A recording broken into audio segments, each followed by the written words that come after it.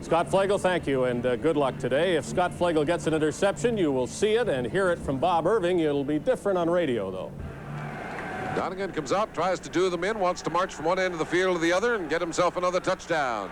Cherry breaks it loose on the left side, gets to the 30, 35, 25, rolls twice. What a fine spin. 15, 10. What a run. He's going all the way.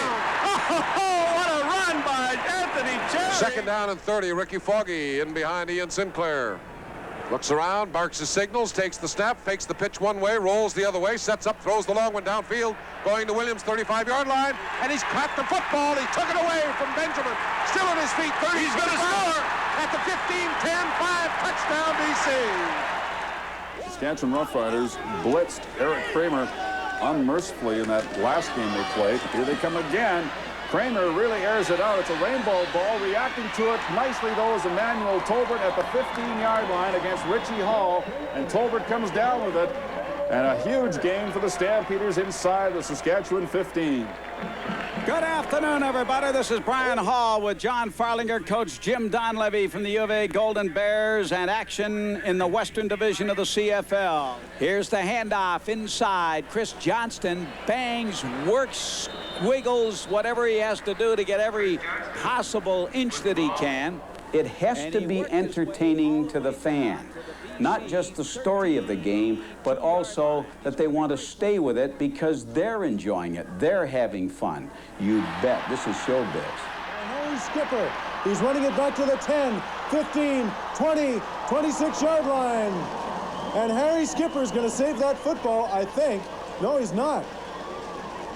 Bobby Jurison scooped it up for him because that 23-yard return has put Harry Skipper into the CFL record book.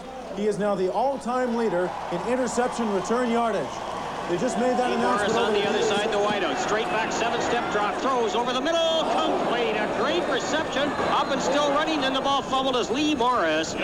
Morris down and in, made a heck of a lunging catch. Middle against Laurent Delorier as he came straight out of the backfield. Ran a nice pattern, and the ball hit him in the chest and bounced away, and John Bond will call that a catchable football. And, you know, those are the The toughest thing sometimes is trying to separate in your own mind where you're doing your job and where you're being a fan, in that I enjoy going to the ballpark so much that I have to sometimes calm myself down because I get excited about things, but you still have to give the fans out there an analytical, professional play-by-play of what's going on in the field. So the hardest thing sometimes is just controlling your emotions to give the fans what they want. He misses, gets away from one tackle up to the 45. The 40 is hit and dropped near the 30-yard line.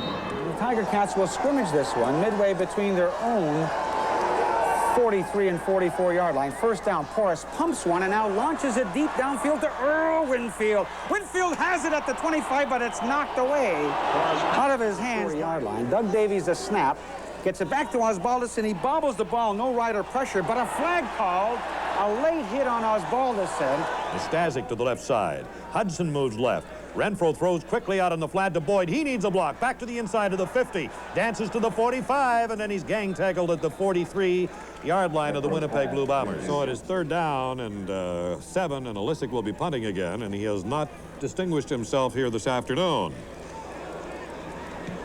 And this one is a spinning kick, bounces, and it gets away from one. It's finally picked up by Jefferson way back at his 15.